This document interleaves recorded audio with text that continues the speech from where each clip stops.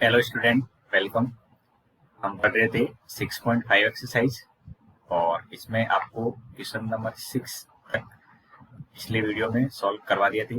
जो भी कॉन्सेप्ट थे बेसिक वो भी हमने अच्छे से डिस्कशन करते हुए समझ लिए थे। अब आगे से आज क्वेश्चन नंबर 7 से इस वीडियो में शुरुआत कर रहे हैं। तो देखिए, इस क्वेश्चन के अंदर आपको अंतराल दे रखा है। अगर आपको पिछले वीडियो के अंदर कुछ समरी के तौर पे याद रखना था तो वो याद रखना था कि अगर हमें किसी क्वेश्चन में अंतराल दे रखे हैं, बच्चों क्या दे रखे हैं, अंतराल दे रखे हैं, तो वहां पे हम कोई भी डेरिवेटिव टेस्ट नहीं करते हैं। तब क्या करते हैं, तब हम अंतराल के अंतिम बिंदु और क्रांतिक बिंदु पर फलन का मान ज्ञात करते हैं। याद है, अंतराल अगर नहीं दे रखे हैं तो फिर आपको डेरिवेटिव टेस्ट पहला या दूसरा कोई भी एक करना होता है और उसके अनुसार हम डिसाइड करते हैं कि इस जगह पे उच्चतम मिल रहा है और यहाँ पे हमें न्यूनतम मिल रहा है। यहाँ पे तो अंतराल दे रखा है। अंतराल क्या दे रखा है, x बिलोंग टू 0 से 3 दे रखा है। अब आप क्या करोगे, क्रांतिक बिंदु निकालने का काम पहले करोगे। तो क्रांतिक बिंदु निकालेंगे तो 12x3 24x² प्लस 24x और माइनस के 48। ठीक है, इसको आपको इक्वल टू 0 करना है और यहाँ से क्रांतिक बिंदु निकालने हैं। तो जैसे मैं इसको इक्वल टू 0 करता हूँ बच्चों, तो देखिए ध्यान से, 12x³ minus 24x² plus 24x और माइनस के 48 इक्वल टू 0। इसको बोलते हैं क्रांतिक बिंदु निकालना। क्या बोलते हैं इसको, क्रांतिक बिंदु। क्रांतिक बिंदु के लिए अब बताओ इसमें से कॉमन क्या आएगा, 12 कॉमन आ जाएगा और इक्वल टू 0 इसलिए कट जाएगा, तो 12 कॉमन भी ले लिया और काट दीजिए एक तरह से, प्लस 2x और इक्वल टू 0। अब यहाँ पे आपको सॉल्व करना है।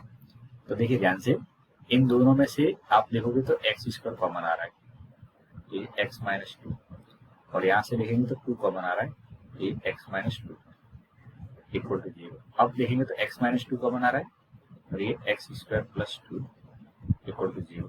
तो यहाँ से मेरे पास में जो वैल्यू आएगी x इक्वल टू केवल 2 आएगी, क्योंकि x² not equal to minus 2।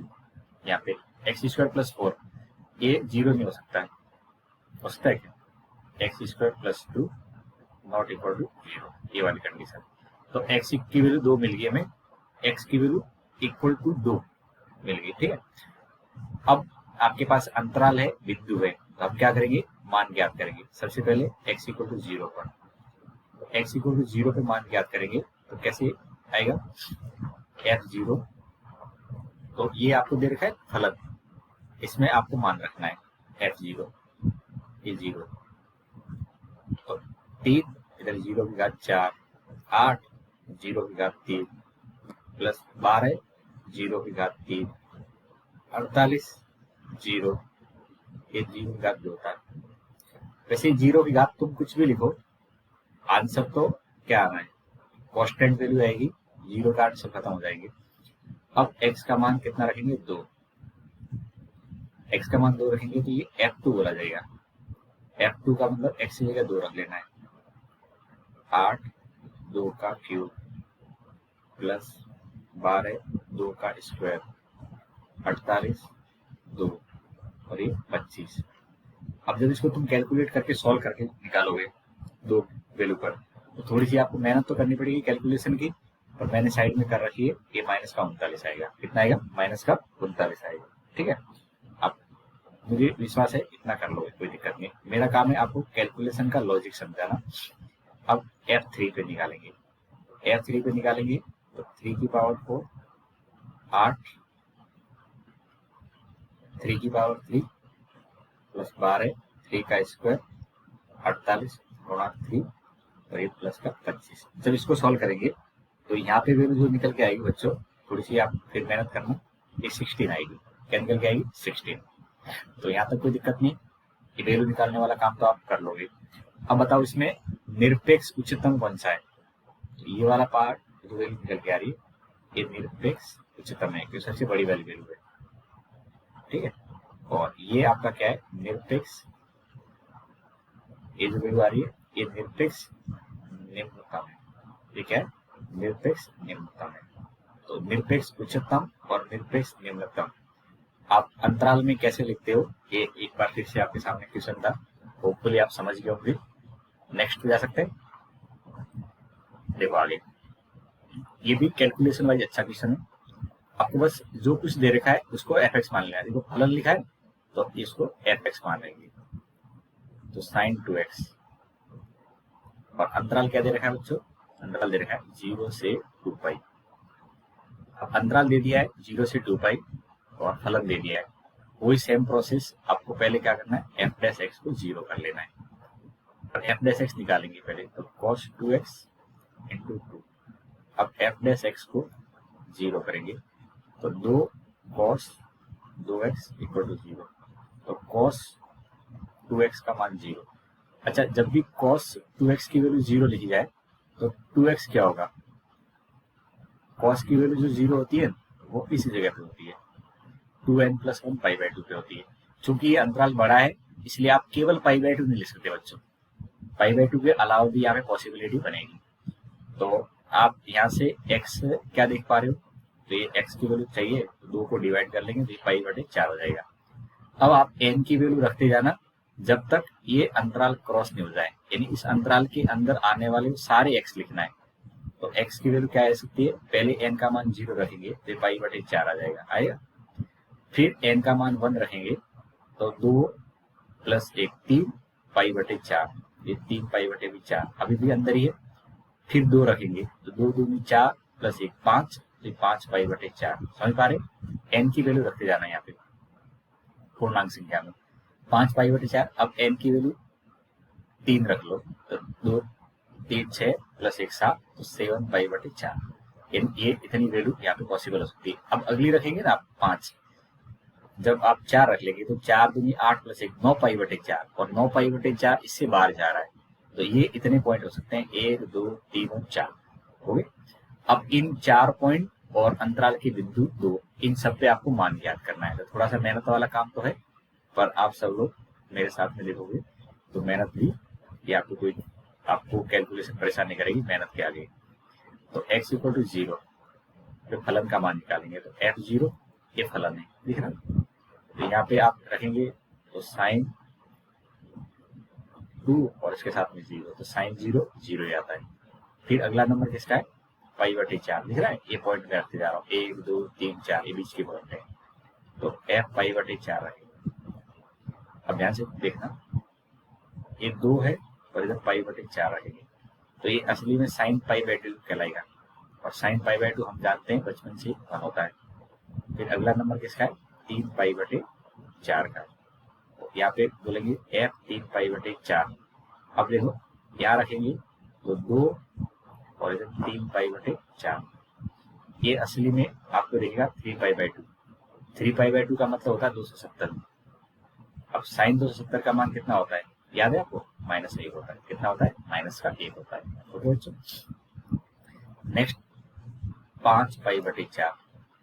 5 π/4 पे आपको फलन का मान चाहिए, तो f ब्रैकेट में 5 π/4, तो साइन, अब बताओ 5 π/4 2 गुणा 5 π/4, इसको देखेंगे तो क्या आएगा, साइन तो रहेगा और ये 5 π/2 हो जाएगा।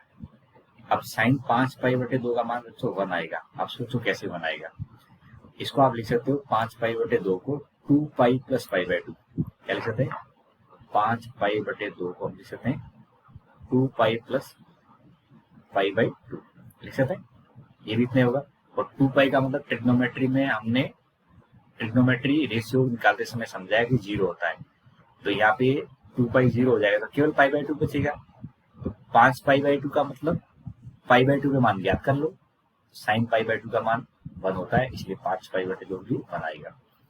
अगला नंबर कौन सा है, 7 π/4, तो f 7 π/4, तो साइन 2 और 7 π/4, इसको देखेंगे तो कितना आएगा, साइन 7 π/2 आ जाएगा। और 7 π/2 की वैल्यू निकालेंगे तो बच्चों -1 आएगी। अब थोड़ी सी आप इसकी कैलकुलेशन की मेहनत करना, तब तक मैं लास्ट वाला बता देता हूँ। लास्ट में क्या रखेंगे, ये 2π, ये आखिरी वाला, ठीक है, ये वाला दिख रहा है, इसको रखना पड़ेगा। तो साइन 2 गुणा 2π, तो कितना होगा, साइन के अंदर ये 4 पाई हो जाएगा, और पाई के मल्टीपल विषम संख्या हुए, विषम संख्या साइन की वैल्यू क्या आती है, 0 आती है। आपको ये पता लगा कि 7 पाई बाई 2 कैसे निकालोगे, ध्यान से देखो। 7 पाई बाई 2 को आप लिख सकते हो बच्चों 3 पाई प्लस पाई बाई 2 लिख सकते हैं। अब 3 पाई प्लस पाई बाई 2 में 2 पाई तो 0 हो जाएगा, ये फिर से पाई प्लस पाई बाई 2 बन जाएगा, और पाई प्लस पाई बाई 2 का मतलब 3 पाई बाई 2, और हमने याद कर रखा है 3 पाई बाई 2 पे साइन का मान -1 होता है, इसलिए -1 है। ये सारी वैल्यू मैंने आपके सामने निकाल के रख ली है। अब बताओ इसमें निरपेक्ष उच्चतम कौन सा है। निरपेक्ष और उच्चतम मान, जितने मान आपको दिख रहे हैं इसमें सबसे बड़ा मान कितना आया है, तो 1 आया है। निरपेक्ष न्यूनतम अगर मैं पूछूं तो क्या लिखोगे आप, तो निरपेक्ष न्यूनतम, निरपेक्ष न्यूनतम यानी न्यूनतम मान कितना है, -1 आया है, 0 नहीं है, -1 है, ठीक है। तो निरपेक्ष न्यूनतम -1 और निरपेक्ष उच्चतम +1 आया है इस क्वेश्चन का। ओके, तो ये क्वेश्चन आपके सामने कट हो गया होगा, ठीक है। अब देखो इस क्वेश्चन में, इस क्वेश्चन के अंदर आपको फलन क्या दे रखा है, तो आपको भी सर फलन तो दे रखा है sin x plus cos x दे रखा है। अब इसमें पूछा है इसका उच्चतम मान कितना आ रहा है, ठीक है। तो क्या इसमें अंतराल दे रखा है, अपने आप से सवाल पूछो आप बच्चों, क्या आपको अंतराल दे रखा है, नहीं दे रखा है।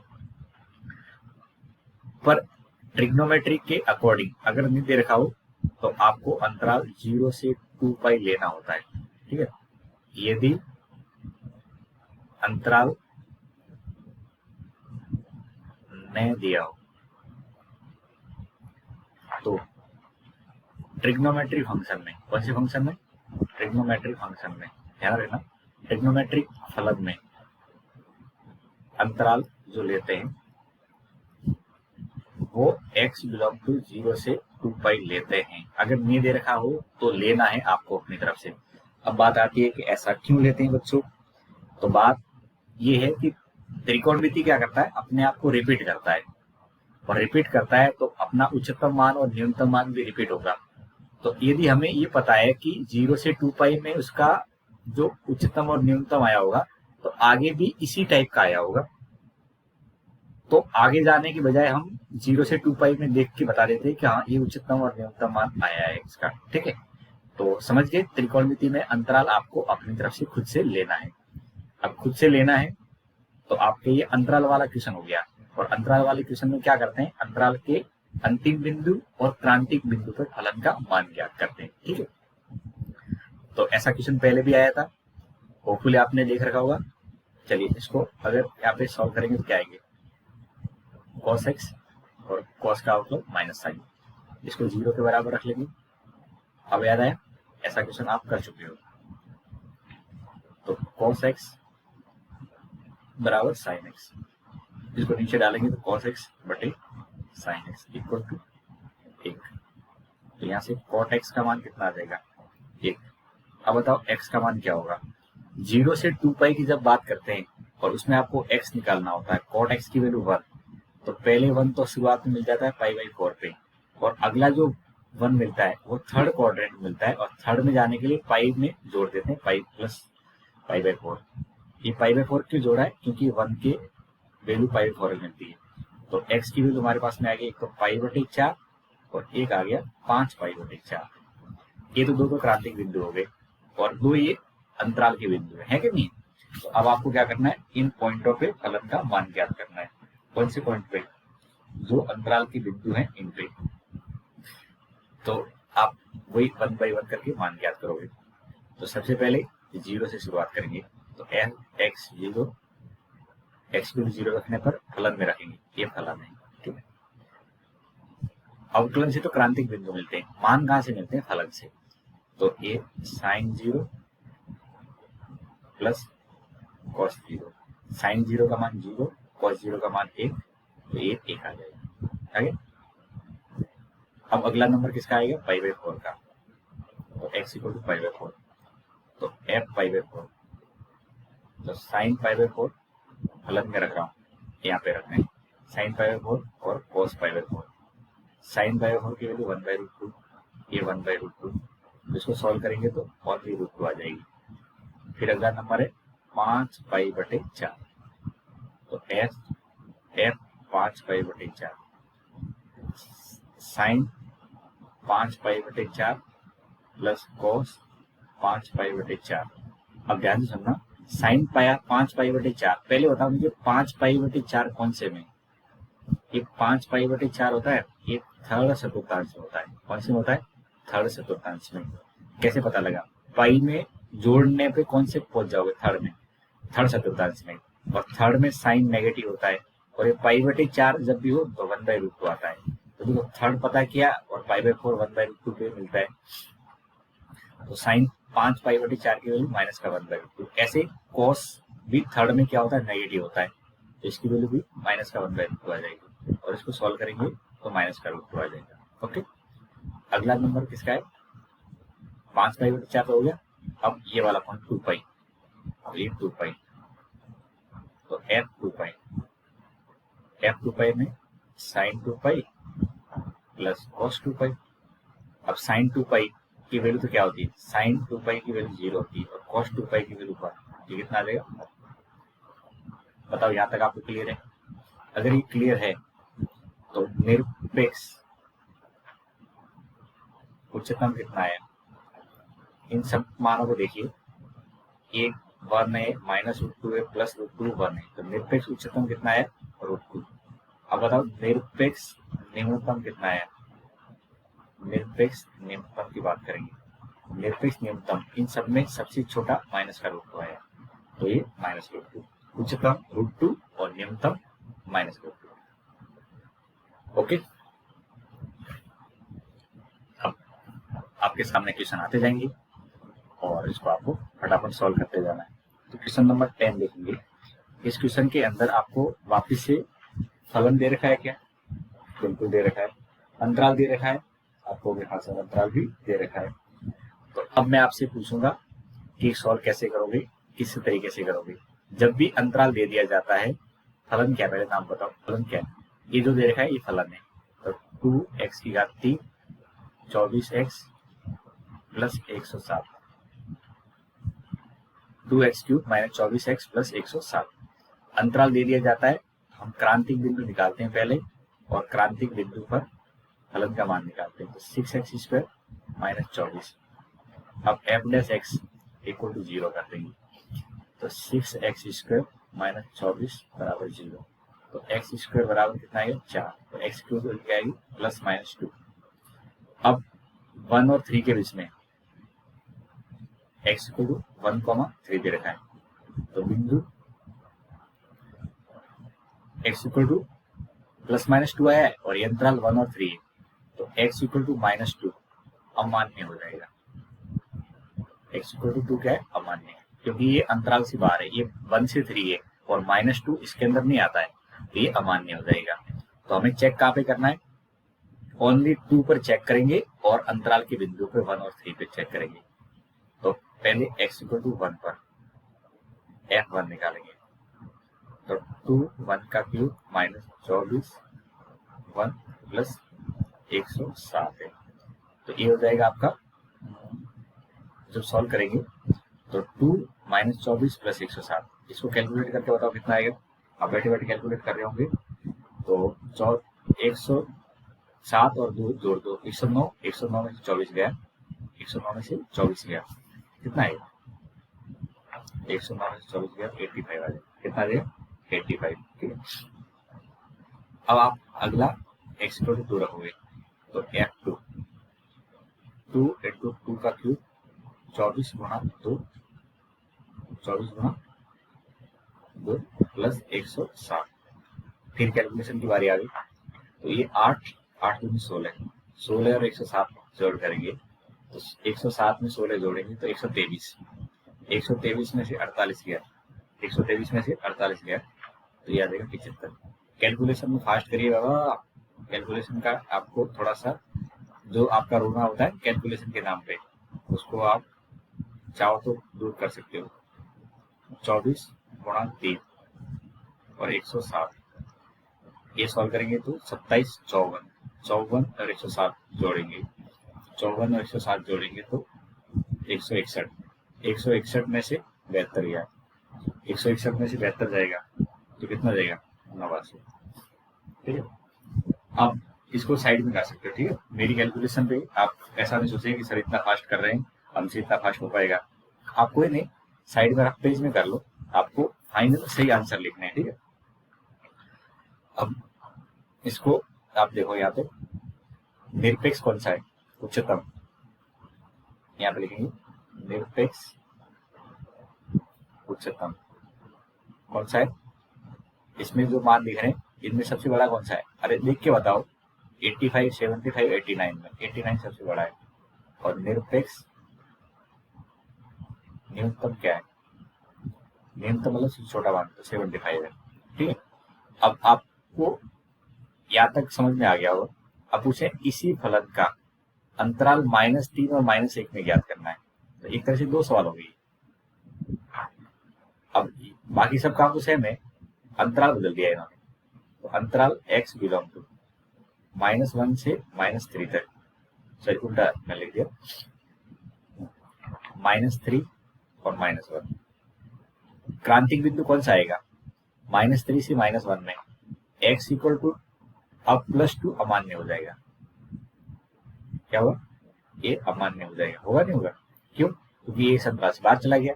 तो अब आपको क्या करना पड़ेगा, x इक्वल टू -3 पे कैलकुलेट करेंगे, x इक्वल टू -2 पे कैलकुलेट करेंगे और x इक्वल टू -1 पे कैलकुलेट करेंगे। किसका मान, फलन का मान। तो यहाँ पे फलन का मान आपको कैलकुलेट करना है, कर लोगे क्या, अरे कर लोगे क्या, तो आप इसको कैलकुलेट करिए। कैलकुलेट करने के बाद में जो आपको वैल्यू मिलेगी,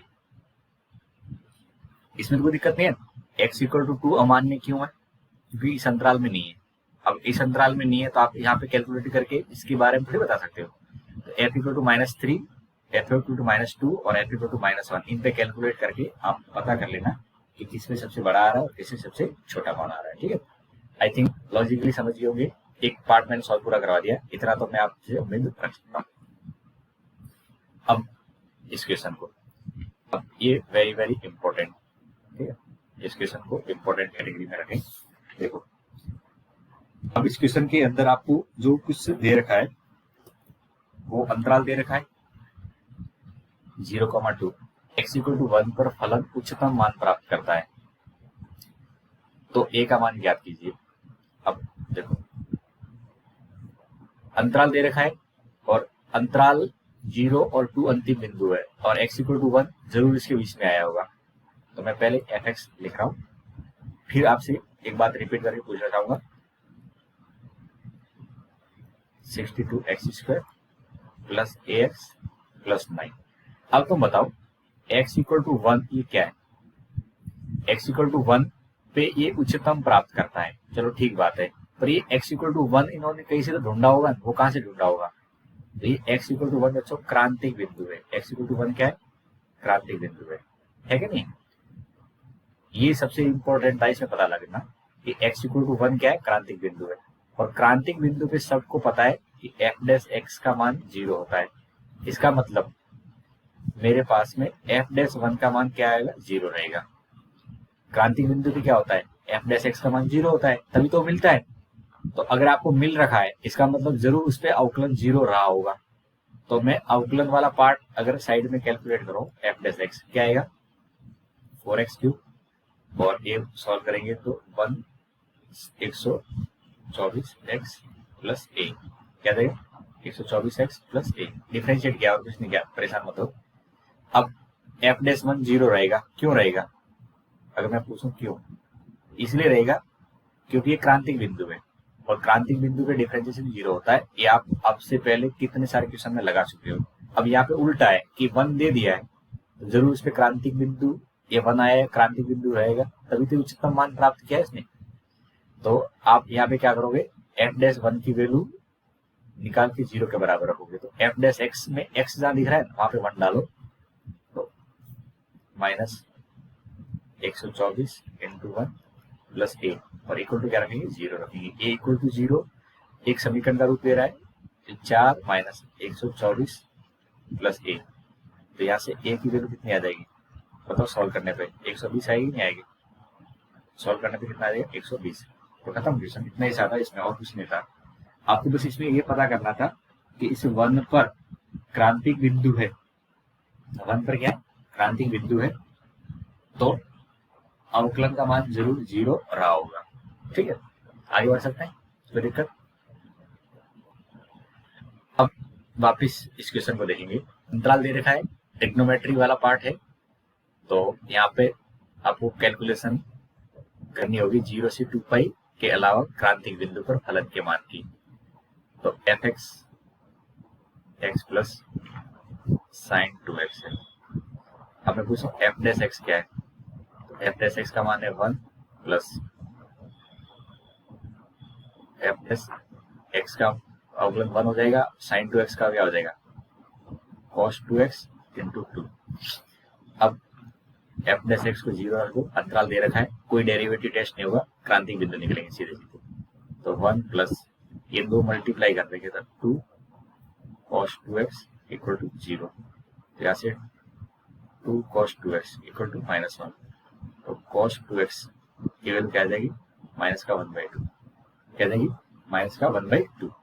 अब cos 2x की वैल्यू -1/2 है, तो आपको यहाँ से समीकरण हल करना है। तो ये सबको पता होना चाहिए cos x बराबर cos y हो, तो इसमें x का मान क्या आता है, तो ये आता है 2n pi plus minus pi. cos x बराबर cos y हो तो x का मान क्या आता है 2n pi plus minus pi, ये हल है उसका। तो ये cos 2x दे रहा है, ये -1/2 को cos में लिखेंगे, तो cos 2π/3 होता है, इसका मान होता है -1/2। ये आपको कई बार पता भी रखा होगा ट्रिग्नोमेट्री के अंदर मैंने। cos 2x का मान कितना होता है cos 2π/3 होता है। अब इस फॉर्मूले को देखिए, x की जगह 2x है और y की जगह 2π/3 है, तो इसका हल क्या आ जाएगा 2x 2n pi plus minus 2π/3। ये स्टेप समझ में आया कि नहीं आया। अब यहाँ से x की वैल्यू निकालेंगे तो 2 से डिवाइड कर रहा हूँ दोनों साइड में, तो ये +-3 आगे। ये आपको पता होना चाहिए कि cos के अंदर -1/2 कब आता है 120 डिग्री पे आता है। अब कुछ याद आया, cos 120 का मान -1/2 होता है, तो मैं -1/2 देख के उसकी जगह cos 2π/3 लिख सकता हूँ। अब cos x बराबर cos y हो, तो ये फॉर्मूला होता है x equal to 2n pi plus minus y। अब यहाँ से n की वैल्यू रखनी है इस अंतराल में, इस अंतराल में रखनी है, x की वैल्यू 0 से 2 पाई में रखनी है, क्वेश्चन में दे रखा है। तो आप सबसे पहले n की वैल्यू 0 रखोगे तो क्या आएगा π/3 आएगा, माइनस का भी आएगा लेकिन माइनस नहीं लेना है। ये 0 से 2 पाई प्लस की वैल्यू है, तो प्लस में ही आपको क्रांतिक पिंड यहाँ से क्रांतिक बिंदु उठा लें, तो x की वैल्यू π/3। अब n की जगह 1 रख लेंगे, तो जैसे मैं 1 रखूंगा, क्या रखूंगा 1, तो यहाँ से क्या आएगा पाई, एक π/3 प्लस में आएगा और एक पाई माइनस π/3 आएगा। फिर n की वैल्यू 2 रखेंगे तो एक 2 पाई प्लस π/3 आ जाएगा और एक 2 पाई माइनस π/3 आएगा, आएगा नहीं आएगा। अब इनको आप सॉल्व करोगे तो ये वाली वैल्यू तो हुई है आपकी, देखो ये वाली वैल्यू तो क्या है जो है वही है π/3 है, ये वाली वैल्यू, ये सॉल्व करेंगे तो कितना आ जाएगा 4 π/3 आएगी। ये सॉल्व करेंगे तो क्या आएगा, ये 3 पाई माइनस π/3, ये दिख रहा है, तो 3 पाई माइनस π/3, ये 2 π/3 हो गया। इसको सॉल्व करेंगे तो 6 और 1 7 π/3, और ये सॉल्व करेंगे तो 5 π/3। यानी एक तरह से सारे नंबर रेगुलर चल रहे हैं। क्या क्या आ रहा है, x की वैल्यू देखो, सबसे पहले π/3 मिला, फिर देखेंगे तो 2 π/3 है क्या नहीं, एक 2 π/3 है, फिर क्या है 4 π/3 है, एक 4 π/3, उसके बाद देखेंगे तो 5 π/3 है, और उसके बाद देखेंगे तो 7 π/3 है कि नहीं। एक पॉइंट, इतने पॉइंट आपके पास में आ रहे हैं। अब निश्चित सी बात है, पॉइंट ज्यादा आए तो आप कैलकुलेशन भी थोड़ी सी आपको यहाँ पे ज्यादा करनी पड़ेगी। तो कैलकुलेशन ज्यादा है ये बात सही है, पर ऐसा भी नहीं है कि कैलकुलेशन में आप यहाँ पे कुछ उलझ जाओगे। आप देखिए मेरे साथ में क्रांतिक बिंदु आ गए, ये क्या है सब क्रांतिक बिंदु है, क्या है ये क्रांतिक बिंदु। अब जब भी हमें अंतराल दे रखा होता है तो हम क्या करते हैं, क्रांतिक बिंदु और अंतराल के अंतिम बिंदु पे मान ज्ञात करते हैं। तो 1, 2, 3, 4 और 5 तो क्रांतिक बिंदु है और 2 पॉइंट ये, तो टोटल 7 बिंदु पे मान ज्ञात करना है। तो थोड़ा सा आपको ये क्वेश्चन परेशान कर सकता है, लेकिन आसान है ऐसा मान के चलिए, तो आसान लगेगा। x = 0 रखेंगे फलन में, रख दो इस जगह पे a क्वेश्चन 1 है, तो f0 का मान 0 प्लस साइन 2 × 0, तो सब कुछ 0 ही है, साइन का मान भी 0 होता है और कॉस 0 पे 0 आ जाएगा। फिर π/3 रखेंगे, तो f π/3 का मान निकालेंगे, तो x की जगह π/3 रखा और ये साइन 2π/3। अच्छा तुम बताओ, ये जो तुम्हारा वैल्यू है, ये जो मैं यहाँ पे लिख रहा हूँ ताकि आप फटाफट से मेरे पास में जो वैल्यू बता सकें, ये कौन से में, ये सेकंड में, सेकंड चतुर्थांश में, ये कौन से में 4π/3, ये थर्ड में, 5π/3 कौन से में, 5π/3 बताओ, 4π/3 ये पाई से प्लस में, 5π/3 की बात करेंगे तो ये कितना है, 5π/3 की बात करेंगे और ये 7π/3 है, तो 7π/3, अच्छा तो 7π/3 तो इससे बाहर चला गया, ठीक है ना, तो 7π/3 तो ये तो कैंसिल आउट हो गया, ठीक है, ये कैंसिल है, ये नहीं लिखना, तो काट देता हूँ, कितना ये वाला आपको नहीं लिखना है, अमान्य है, ठीक है, ये कैंसिल आउट हो जाएगी। और ये कौन से में, ये चौथे में। तो ये आसान रहेगा कैलकुलेशन में, चतुर्थांश अगर पता होता है तो आपको साइन की वैल्यू प्लस माइनस में यहाँ से डिसाइड हो जाती है। तो π/3 और 2π/3 के बच्चे में सेकंड में, और सेकंड में साइन पॉजिटिव होता है कि नहीं होता है। तो π/3 की वैल्यू कितनी आती है, अगर 2π/3 मत देखो, केवल π/3 को देखो, अगर साइन में π/3 होता है कितना आता है, √3/2, तो इतना ही 2π/3 पे आता है। आप देखो आगे में आपको बहुत अच्छे से ये ट्रिक समझा दूंगा। 4π/3 है, तो f 4π/3, तो यहाँ पे 4π/3 हो जाएगा, इसको तो छेड़ना है और साइन 4π/3। अब मेरी बात अगर आप गौर से सुनोगे तो बताओ 4π/3 कौन से में जा रहा है, तीसरे में जा रहा है, किसमें जा रहा है, तीसरे में, और तीसरे में साइन क्या होता है, नेगेटिव होता है, तो ये वाली वैल्यू नेगेटिव आएगी, कितनी, जहाँ पे π/3 मिलता है उतनी नेगेटिव आएगी, तो π/3 में √3/2 होते हैं, तो ये माइनस का √3/2 हो जाएगा। आप समझिए कि आपको चतुर्थांश से पता लग जाता है कि प्लस की आ रही है माइनस की आ रही है, आएगी तो वही जो π/3 पे आती है। अब देखो 5π/3, तो f 5π/3, तो यहाँ पे लिखेंगे तो 5π/3 और ये साइन 5π/3। अब यहाँ पे लिखेंगे तो 5π/3। अब बच्चों देखो 5π/3 चौथे में साइन नेगेटिव होता है, तो ये नेगेटिव आएगी, क्या आएगी, नेगेटिव आएगी, ठीक है। पर कितनी नेगेटिव आएगी, जहाँ पे π/3 आता है साइन के अंदर नेगेटिव जो वैल्यू वही आएगी नेगेटिव, तो π/3 पे साइन कितना देता है, √3/2 देता है, तो ये भी √3/2 आएगी। समझिए, यानी चतुर्थांश में पता कर देता हूँ कि प्लस की आएगी माइनस की आएगी, और एग्जैक्ट वैल्यू क्या आएगी वो π/3 से पता लग जाती है कि साइन π/3 पे √3/2 होता है। लास्ट में कौन सा है, 2π है क्या, तो f 2π निकालेंगे, तो ये 2π प्लस साइन के अंदर 2π, क्या 2π का वैल्यू 2π रहेगा और साइन 2π का वैल्यू 0 होता है, तो ये इतने आ गए आपके पास में वैल्यू। अब आप देखिए, आपको ये वाली वैल्यू दिख रही है, ये वाली वैल्यू दिख रही है, ये दिख रही होगी, ये सब वैल्यू को देखिए और बताइए कि इसमें सबसे बड़ी वाली वैल्यू कौन सी है, निरपेक्ष उच्चतम। तो सबसे बड़ी वाली वैल्यू अगर आप थोड़ा सा आइडिया लगाओगे इनकी वैल्यू का, तो सबसे बड़ी वाली वैल्यू 2π है, और निरपेक्ष अगर न्यूनतम पूछे, निरपेक्ष न्यूनतम पूछे तो कितनी है, 0। निरपेक्ष उच्चतम पूछे तो 2π है, निरपेक्ष न्यूनतम पूछे तो 0 है। तो इस क्वेश्चन का आंसर आपके सामने है, जिसमें आपने थोड़ी सी मेहनत क्रांतिक बिंदु निकालने में करी होगी। तो यहाँ से आपको वैल्यू कैसे डिसाइड करनी होती है, एन का मान रख रखिए, एन का मान 1 2 3 ऐसे रखते जाना है जब तक ये अंतराल बाहर नहीं चला जाए आपके बिंदुओं से।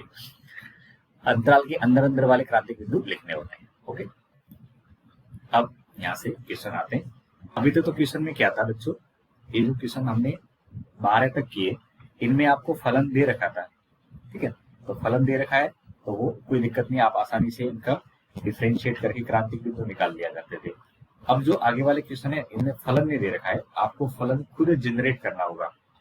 तो ये थोड़े से क्वेश्चन ट्रिकी बन जाते हैं बच्चों के लिए, पर एक बार इनका लॉजिक अगर आप पकड़ लेते हो तो फिर ये दिक्कत भी नहीं करते हैं, बहुत आसान हो जाते हैं। इसमें पूछा ऐसी दो संख्या ज्ञात कीजिए जिनका योग 24 है और गुणनफल उच्चतम हो। सॉरी, उच्चतम का मतलब ये मैक्सिमम होना चाहिए, और मैक्सिमम जहाँ होता है वहाँ डिफरेंशिएशन 0 होता है। सही बात है, जहाँ मैक्सिमम की बात आती है, जहाँ मिनिमम की बात आती है, वहां पे डिफरेंशिएशन 0 होता है। ये आपको लॉजिकली मैंने बहुत अच्छे से स्टार्टिंग जो इस 6.5 प्रश्नावली का वीडियो आया था उसमें समझा रखा है। तो यहाँ पे दो संख्या हमें ज्ञात करनी है, तो यहाँ पे लिखेंगे मानो दो संख्याएं x तथा y है। क्या है? x तथा y। अब हमें प्रश्न के अनुसार क्या दे रखा है? अगर प्रश्न के अनुसार देखेंगे तो इनका योग दे रखा है 24 दे रखा है। अब गुणनफल की बात करेंगे तो गुणनफल क्या होगा इन दोनों का? x into y. अब ये मैक्सिमम होना चाहिए, क्या होना चाहिए? मैक्सिमम। तो x और y दोनों चर राशि है, पर वो चर राशि का योग 24 है। तो देखो यहाँ पे बहुत सारी पॉसिबिलिटी बन सकती है।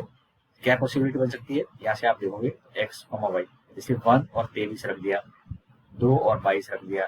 ये तो मैं पूर्णांक की बात कर रहा हूँ, और भी इसमें दशमलव वाले भी केस हो सकते हैं, पर आप पूर्णांक वाले में देखेंगे तो 1, 3 और 21 हो जाए, 4 और 20 हो जाए, ऐसे चलते जाएंगे। तो बीच में ये भी आ सकता है 12 और 12 हो जाए, और पीछे चलेंगे लास्ट में क्या आ सकता है?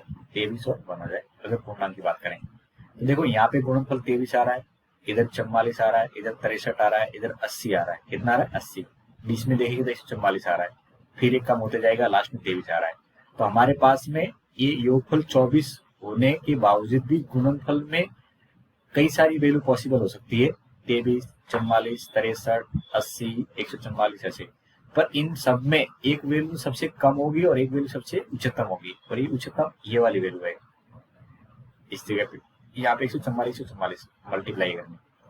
तो एक तरीका तो ऐसे है कि आप ऐसी टेबल बना के सॉल्व करें, लेकिन हम पढ़ क्या रहे हैं?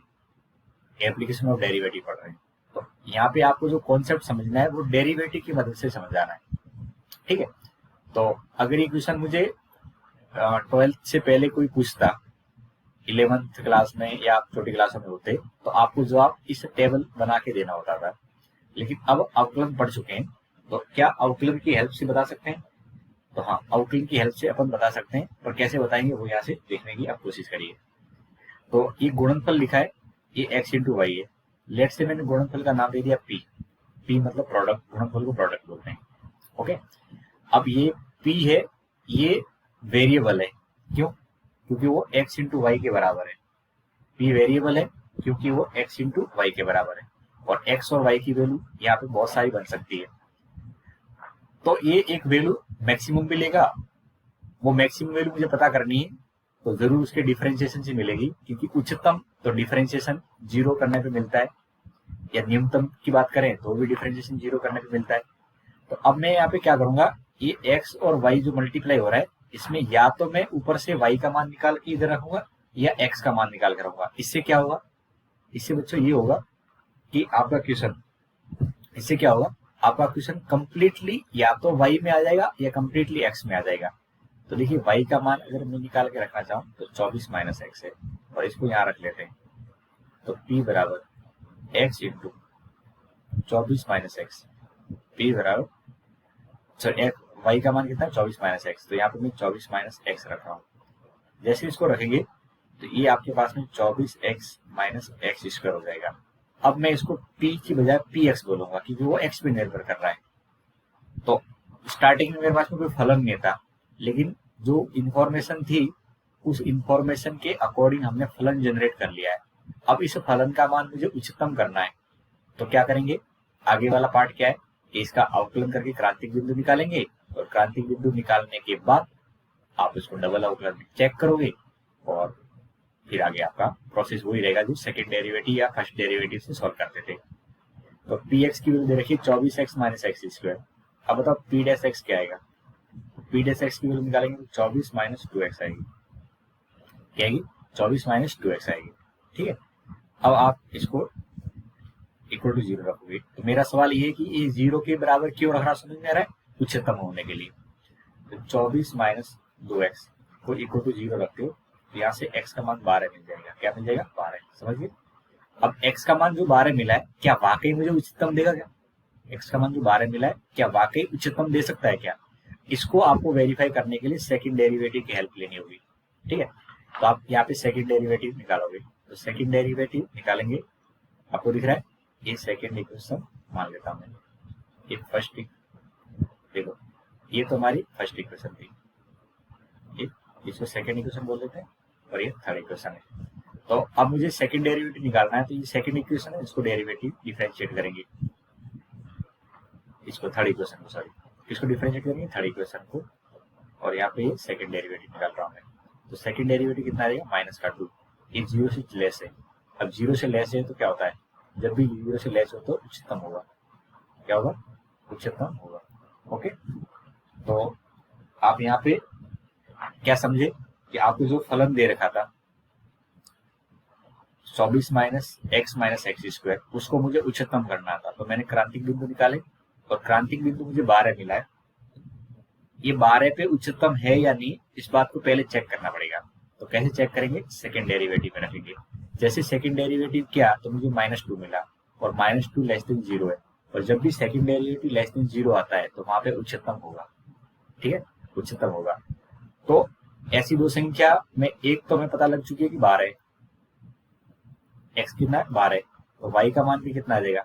यहाँ पे आप 12 रख दोगे इक्वेशन फर्स्ट में, या यहाँ पे रख दो 24 माइनस 12, यहाँ से कितना आ जाएगा? 12 आ जाएगा। तो आपके यहाँ पे दो संख्या जो बात कर रहे हैं, यहाँ पे दो संख्या क्या है? दो संख्या जो यहाँ पे बात हुई है वो 12,12 क्या है? वो 12,12। ठीक है, और मैंने यहाँ पे आपको प्रैक्टिकली भी समझाया था कि 12 होने पर ही ये गुणनफल मैक्सिमम लेने वाला है। तो देखो इतनी मेहनत के बाद हमें ये पता लगता है कि ये वैल्यू 12 कैसे आती है, और ये काम आप इस तरह से ऑरली भी कर लेते हो। तो ये काम ठीक है, करने में कोई दिक्कत नहीं है, लेकिन हम यहाँ पे एप्लीकेशन ऑफ डेरिवेटिव पढ़ रहे हैं, तो आपको डेरिवेटिव की मदद से सॉल्व करना है। अब मैं इसकी एक समरी बता देता हूँ। क्या करना होगा?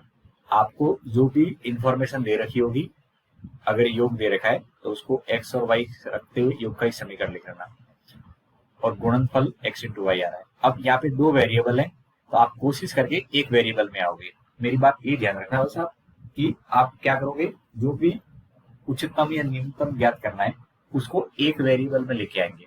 इस बात को नोट करके लिखो, जो भी उच्चतम और न्यूनतम हमें ज्ञात करना है, गुणनफल है तो गुणनफल का एक इक्वेशन बनाएंगे एक वेरिएबल में।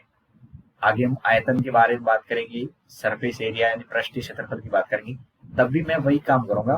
पूरे जो फलन का फॉर्म बन रहा होगा उसको एक ही वेरिएबल में कन्वर्ट करेंगे। ठीक है, और दो तीन क्वेश्चन करोगे तो क्लियर हो जाएगा आपको। देखो इस क्वेश्चन में देखिए, यहाँ पे x और y दो संख्या दे रखी है। ठीक है बच्चों, तो ये दो संख्या दे रखी है x प्लस वाई बराबर 60, और मुझे पता करना है कि एक्स वाई क्यूब उच्चतम हो।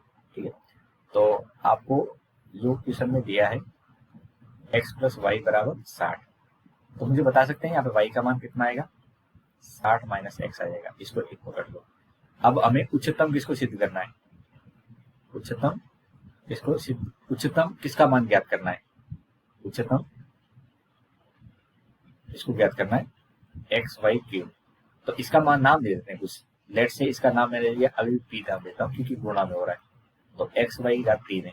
ठीक है, अब यहाँ पे कितने वेरिएबल है? 2, और उच्चतम जो भी होता है तो उसका अवकलन करना होता है। तो मैं क्या पी का अवकलन कर सकता हूँ? नहीं कर सकता हूँ अभी, क्योंकि मेरे पास दो वेरिएबल चल रहे हैं। तो आप क्या करोगे? उनको एक ही वेरिएबल में कन्वर्ट करोगे। अब एक वेरिएबल में कन्वर्ट करने के लिए या तो आप वाई का मान उठा के यहाँ पे एक्स के पदों में रख दो, या एक्स का मान उठा के वाई के पद में रख दो। तो दोनों चॉइस आपके हाथ में, आप कोई भी अप्लाई कर सकते हो। लेट से मैंने यहाँ से वाई का मान निकाल के वाई की जगह रख दिया, तो ये मेरे पास में क्या बनेगा? एक्स, और ये 60 माइनस एक्स का क्यूब बन जाएगा। अब मुझे इसको डिफरेंशिएट करना होगा। डिफरेंशिएट में क्रांतिक बिंदु निकालेंगे तो ये कहीं भी मेरे लिए टफ बन जाएगा। क्यों टफ बनेगा? क्योंकि ये खुद देखो 4 घात में जा रहा है। कितनी घात में जा रहा है? 4 घात में, है कि नहीं? x की घात 3 है गुणा x है 4 घात में, और 4 घात का अवकलन करेंगे तो 3 घात में आएगा। और 3 घात वाले पद को सॉल्व करना समीकरण में टफ होता है। तो इसका दूसरा तरीका क्या है, आप यहाँ पे y का मान निकालो, x का मान निकालो y के पद में। तो x बराबर कितना आएगा? 60 माइनस y आएगा। आएगा नहीं आएगा? अब x का मान 60 माइनस y है, इसको x की जगह रख दो। x का मान 60 माइनस y है, इसको x की जगह रख लेंगे। तो 60 माइनस y इंटू y की पावर 3, ठीक है। और ये p है। अब बताओ ये पूरा y किस पे डिपेंड कर रहा है? सर p का मान किस पे डिपेंड कर रहा है? ये y पे डिपेंड कर रहा है। तो क्या मैं इसको py बोल सकता हूँ? बिल्कुल बोल सकता हूँ, क्योंकि y पे चल रहा है। अब ये y क्यूब को गुणा करेंगे तो 60 y की घात 3 माइनस y की घात 4 हो जाएगा। समझिए। अब आपको क्या करना है, फलन मिल चुका है y के पद में, तो अवकलन निकालेंगे तो p डैश y होगा। p डैश y कितना आएगा? इसको अवकलन करेंगे तो 180 3 आगे आ जाएगा। तो 180 y स्क्वायर और 4 y की पावर 3। अब अवकलन के बाद क्रांतिक बिंदु निकालेंगे और उसको 0 के बराबर रख लेंगे। 4y cube equal to 0। अब बताओ इसमें से कॉमन क्या आ रहा है बच्चों? तो 4y स्क्वायर कॉमन आ रहा है।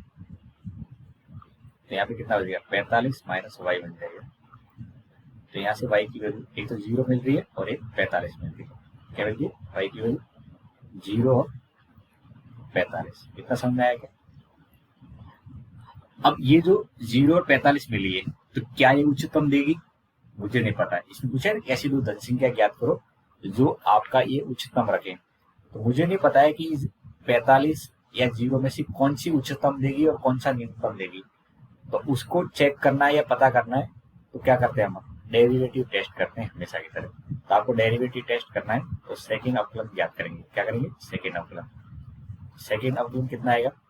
यहाँ से सेकंड अवकलन ज्ञात करेंगे 360, क्या देगा? 360 y माइनस 12 y का स्क्वायर आ जाएगा। आगे इसको अवकलन करेंगे तो 360 y माइनस 12 का स्क्वायर। अब आप y के बराबर 0 रखो पहले तो p डैश y के बराबर 0 रखेंगे तो ये सब कुछ 0 तो होगा। 360 गुणा 0 माइनस 12 गुणा 0 का स्क्वायर, तो 0 आ रहा है। और जब सेकेंड अवकलन 0 आता है तो हम क्या बोलते हैं? उसको नति परिवर्तन बिंदु बोलते हैं। फर्स्ट डेरिवेटिव से पता लगता है, ठीक है, नति परिवर्तन। और नति परिवर्तन है तो यहाँ से कोई पता नहीं लगेगा उच्चतम या न्यूनतम।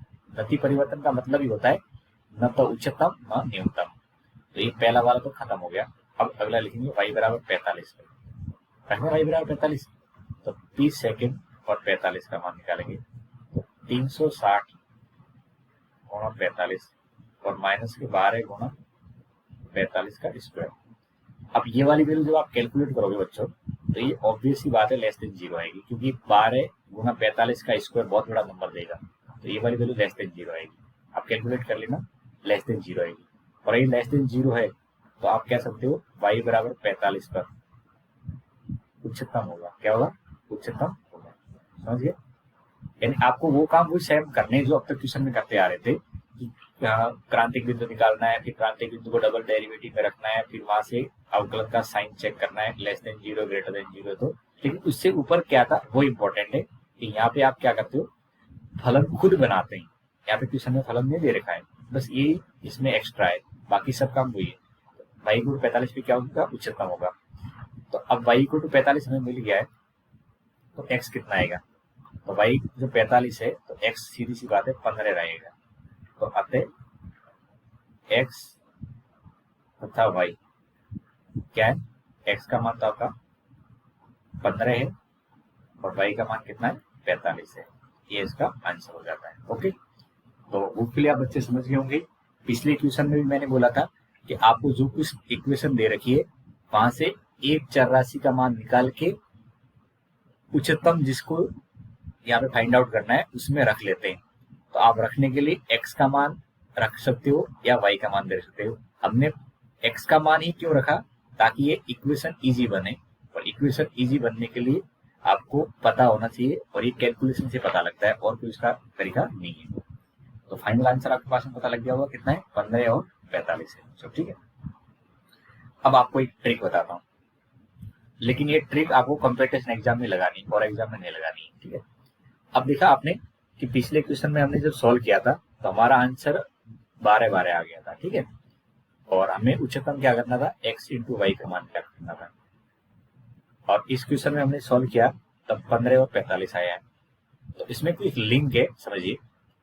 जब x प्लस वाई 24 दे रखा था तो एक्स वाई का मान जब मैक्सिमम चाहिए था तो x का मान कितना मिला था, 12 मिला था।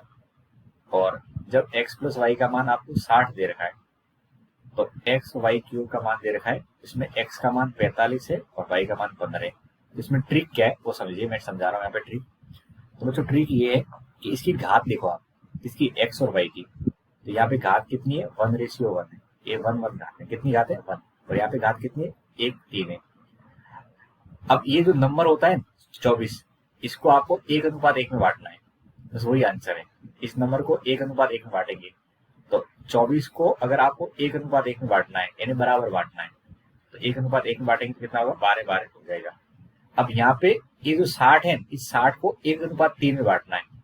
अब बताओ 60 को अगर आपको बांटना है 1:3 में तो एक संख्या जो 1 वाली है वो तो 15 रखनी पड़ेगी, दूसरी क्या रखनी है, 45 रखनी पड़ेगी। समझे, बस ये लॉजिक है जो आप इतनी मेहनत के बाद निकालते हो। उसका कॉन्सेप्ट ये कि ये जो घात है इसी के अनुपात में बढ़ता है। अब आप अगर लॉजिकली सोचोगे, जैसे मुझे दे दिया x प्लस वाई बराबर 30 दे दिया बच्चों, और मुझे ज्ञात करना है एक्स स्क्वायर वाई क्यूब, और ये भी उच्चतम यानी मैक्सिमम ज्ञात करना है। तो x क्या होगा, तो यहाँ पे x और y जो होगा वो 2:3 में होगा। घात कितनी है उसी अनुपात में होगा, 2:3 में। अब 2:3 में 30 को बांटो, 2:3 में 30 को बांटना है तो ये 12 और 18 होगा। 2:3 में किसी भी संख्या को अनुपात में बांटना तो आता ही होगा, तो ये 12 और 18 होगा। आप सॉल्व कर लेना, आपको ये होमवर्क है। एक्स वाई क्यूब जिस तरह से मैंने सॉल्व किया था ऐसे x square y cube solve करना है, और एक्स प्लस वाई का मान 30 दे दिया मैंने। ये कितना एक क्वेश्चन देने वाले पे डिपेंड करेगा। तो आप सॉल्व करोगे तो देख लेना आपका आंसर एक्स का मान 12 और वाई का मान 18 आएगा। अरे लॉजिक समझ पाएगी नहीं समझ पाएगी। अब बताओ मुझे, तो एक्स प्लस वाई बराबर 60 है और आपसे पूछे एक्स वाई की घात 5 अगर हो, ठीक है, तो क्या आएगा, बताओ क्या आएगा। तो आप कहोगे इसमें घात कितनी है, 1:5। तो इस 60 को 1:5 में बांटना है। 60 को 1:5 में बांटेंगे तो 12 और 48 होगा, नहीं 10 और ये 10 और 50 होगा। 1:5 में 60 को बांटेंगे तो क्या आएगा, 10 और 50 ही तो आएगा। तो इस तरह से लॉजिक चलता है। तो होपफुली आप ट्रिक लॉजिक मेरा जो मैंने समझाया वो समझ गए होंगे। हाँ वही आ गया मेरा फेवरेट क्वेश्चन, अभी मैंने बोला था।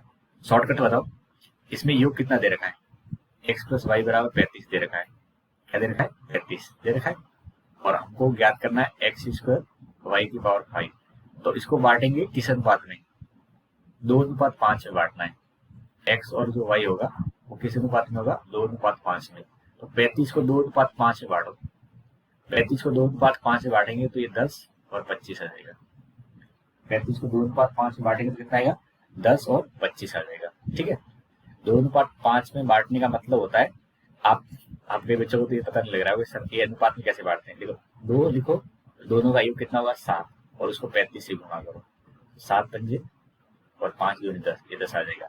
अगर मुझे 5 का हिस्सा चाहिए तो 5/7 गुणा 35 करो, 5 और ये 5 दूनी 25, ये 25 आ जाएगा। समझिए, ये 25 मैं ऐसे बांट रहा था अब तक, आप क्या समझ रहे थे, ठीक है। अब बेसिक मेथड से, ये तो बस शॉर्टकट है। आपका x का मान कितना आएगा 10 और y का मान कितना आ जाएगा 25 आ जाएगा, ठीक है। अब मैं सॉल्व कर रहा हूँ और ये बेसिक से आपको सॉल्व करके बता रहा हूँ कि x का मान 10 ही आएगा और y का मान 25। ये मैंने ट्रिक आपको क्यों बताई बच्चों, ये ट्रिक इसलिए बताई कि अगर कोई आप कंपटीशन एग्जाम में जा रहे हो और वहां पे क्वेश्चन आ जाता है तो ये लेंथी मेथड बहुत टाइम ले लेगा, लेकिन ये ट्रिक आपको जल्दी से आंसर तो पहुंचा देगी। देखिए x और y की संख्या दे रखी है, तो हमें क्या दिया है, आपको दे रखा है x प्लस वाई, दोनों का योग दे रखा है 35, एक 35 दे रखा है इस समीकरण पर। अब हमें गुणनफल जो ज्ञात करना है वो एक्स स्क्वायर और वाई की घात 5 इसका ज्ञात करना है। अब इस गुणनफल का नाम मैं पी देता हूँ। अब बताओ यहाँ पे x का मान रखेंगे वाई का मान रखें, तो देखो वाई की घात तो 5 है, बहुत लंबा पड़ जाएगा, तो x की घात रख दो आप, तो एक्स का मान रखो, तो एक्स का मान कितना आएगा, एक्स का मान निकालेंगे तो कितना आ जाएगा 35 माइनस वाई आ जाएगा। एक्स का मान कितना आ जाएगा 35 माइनस वाई, तो 35 माइनस वाई का स्क्वायर और वाई की पावर 5। अब यहां से सॉल्व करेंगे तो क्या बनेगा, अब यहां से सॉल्व करेंगे तो क्या बनेगा, ये पहले आपको पता है कि फलन किसका है, क्या क्या मैंने y का x का मान निकाल के यहाँ रख लिया है। अब ये पूरे में y तो चल रहा है, तो ये y यहाँ पे रख देंगे क्योंकि फलन में है, तो फलन में y यहाँ रख देते हैं। अब इसको आपको क्या करना है, सॉल्व करना है। कैसे सॉल्व करना है, ताकि आप यहाँ से क्रांतिक बिंदु वगैरह निकाल सकें। तो दो तरीके, या तो आप यू इंटू भी लगा दो या पहले सॉल्व कर लो। तो मैं चाहूंगा पहले सॉल्व कर लेते हैं ताकि फिर आगे दिक्कत नहीं आए। कि यू इंटू भी लगा दें, बोलो आपके सही से, चलिए डायरेक्टली सॉल्व कर लेते हैं, यू इंटू भी नहीं लगाते हैं, यू इंटू भी लगाए, तो यू इंटू भी लगा लेता हूँ। कई बच्चों को आदत नहीं होती है। तो ये पी वाई इक्वल टू कितना होता है 35 माइनस वाई का स्क्वायर और वाई की पावर 5 है। अब यहाँ पे आप जब सॉल्व करोगे तो पी डैश वाई यहाँ से निकालेंगे तो कितना आएगा 35 वाई का स्क्वायर आ जाएगा और वाई की पावर 5, यू इंटू भी लगा रहा हूँ मैं, ठीक है। तो 5 वाई का 4 प्लस वाई की पावर 5 और 35 माइनस वाई का आउटलन करेंगे। 35 माइनस 5 वाई का स्क्वायर को एच डी रखा है, वाई की पावर 5 का आउटलन करेंगे तो 5 वाई का 4। ये वाई के सापेक्ष कर रहे हैं, तो कई बच्चों को आदत है d y by d x लिखने, वो मत लिखना, मैं वाई के सापेक्ष कर रहा हूँ, ध्यान देना वाई के सापेक्ष है, वाई की घात 5। अब यहाँ पे 2 आगे आ जाएगा 35 माइनस वाई और वाई के कारण से 1 साथ में और रह जाएगा, ये इसके समझ में आ गया। अब इसको 0 के बराबर रख के वाई का मान ज्ञात करना है।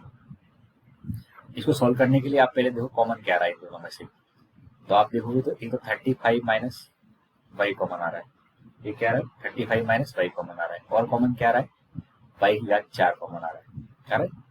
अब बताओ अंदर क्या बचेगा, अंदर क्या बचेगा, एक तो बचेगा यहाँ से 5 और एक बचेगा 35 माइनस वाई बचेगा। चलिए ये माइनस साइन है, आगे बच जाएगा और यहाँ से बच जाएगा 2, ये वाला 2 और एक वाई बच जाएगा, इक्वल टू 0 कर लेते हैं। जब इक्वल टू 0 करेंगे बच्चों ध्यान से देखना, जब मैं इक्वल टू 0 करूंगा तो एक तो वाई का मान क्या आ जाएगा 35 आ जाएगा यहाँ से, एक यहाँ से वाई का मान 0 आ जाएगा। अब इसको तो सॉल्व करना पड़ेगा, एक काम तो पहले सॉल्व कर लेते हैं, फिर आपको आगे में इसको इक्वल टू 0 रखता हूँ, इसको बैठा देते हैं। तो 35 माइनस वाई और वाई की घात 4, ओके। अभी 35 गुना 5 करेंगे तो 5 पंजे 25, 5 के 15 और 1 7, 175 और ये 5 वाई और ये 7 वाई हो जाएगा, ठीक है। अब आपको क्या करना है, ये पी डैश वाई मिला है मुझे, क्या मिला है पी डैश वाई।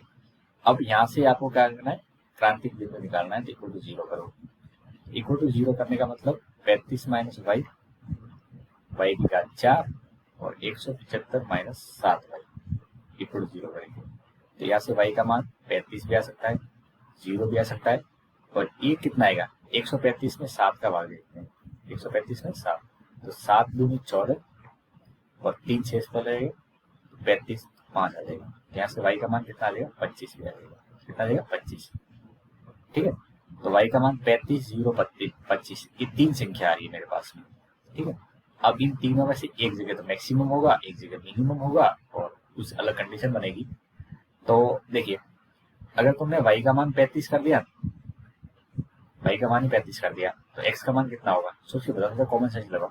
जब y का मान 35 होगा तो x का मान 0 होगा, जब y 0 है तो x 35 होगा, और y 25 है तो x कितना होगा 10 होगा, जो कि हमने पहले बता दिया था 10 और 25 है कि नहीं, x का मान 10 और y का मान 25। लेकिन अभी तो हम ये ट्रिक पे थोड़ी चल रहे हैं, अभी तो बेसिक से चल रहे हैं। तो आपको यहाँ से इसमें पता करना है कि कौन सा वाला इसमें सही है और कौन सा वाला नहीं है। तो आपको क्या करना पड़ेगा, सेकंड आउटलाइन करना पड़ेगा बच्चों, क्या करना पड़ेगा सेकंड आउटलाइन। अब यहाँ से सेकंड आउटलाइन थोड़ा सा टफ लग रहा है क्योंकि फर्स्ट आउटलाइन में हमारी जान निकल गई है, तो सेकंड आउटलाइन की जगह क्या करेंगे फर्स्ट डेरिवेटिव टेस्ट करेंगे। याद है ना, मैंने आपको जब जब सेकंड डेरिवेटिव मुश्किल लगा होगा तो वहां पे क्या बोला होगा, फर्स्ट डेरिवेटिव टेस्ट कर लो, क्या बोला होगा फर्स्ट डेरिवेटिव टेस्ट कर लो, ये तो बोला होगा। अब फर्स्ट डेरिवेटिव टेस्ट में क्या करते हैं, ये संख्या रेखा बनाते हैं और इस संख्या रेखा पे जो क्रांति बिंदु आते हैं उनको रख लेते हैं। तो क्रांति बिंदु 0 है, फिर कौन सा है 10 है, सॉरी क्रांति बिंदु क्या है हमको ये तो बाद में ज्ञात करने थे, ठीक है अभी तो छोड़ो उसको। हाँ हमको y के अनुसार संख्या रेखा बनानी है, तो y के अनुसार बनाएंगे तो क्या आएगा, सबसे पहले 0 आएगा, फिर 25 आएगा और लास्ट में कितना आएगा 35। अब इधर कुछ प्लस माइनस के निशान लगेंगे, तो प्लस माइनस का निर्धारण कैसे करते हैं ये बात आपको मैं कई बार ट्यूशन में समझा भी चुका हूँ, एक बार फिर से समझ लो। 0 और 25 या 25 से 35 या 35 से बड़ा एक नंबर उठाते हैं, तो मुझे सबसे आसान नंबर 0 और 25 के बीच में लग रहा है, कौन सा, y बराबर 1।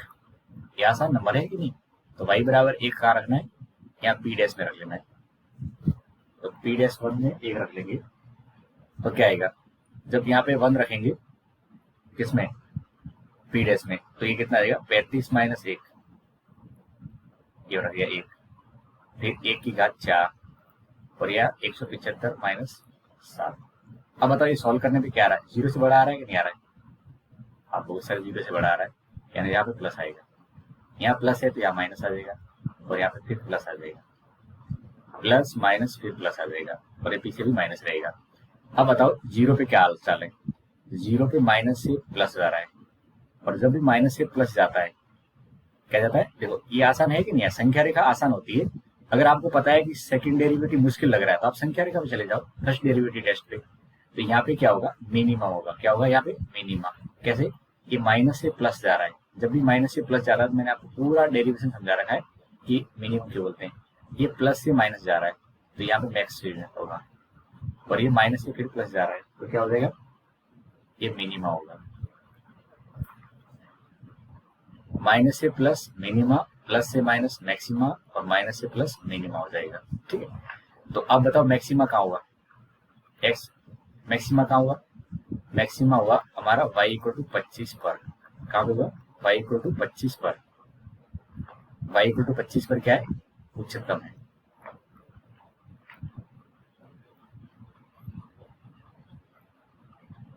अब y इक्वल टू 25 पता लग गया, उच्चतम भी पता लग गया हमें संख्या रेखा से, तो आप x इक्वल टू अब पता कर सकते हो कि कितना है 10 है, कैसे, इस इक्वेशन में रख के यहाँ से रख के पता कर सकते हैं, 35 माइनस 25 बराबर 10, तो अतः x एंड y, x की वैल्यू कितनी है 10 है और y की वैल्यू कितनी है 25 है, x की वैल्यू 10 है और y की वैल्यू कितनी है 25 है, समझ गए होंगे।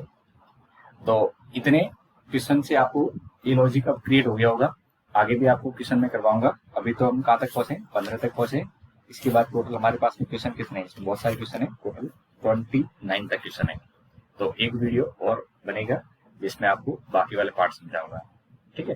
तो होपफुली आप यहाँ तक अच्छे से कॉन्सेप्ट अंडरस्टैंड कर चुके होंगे, मिलते हैं नेक्स्ट वीडियो में, थैंक यू बच्चों।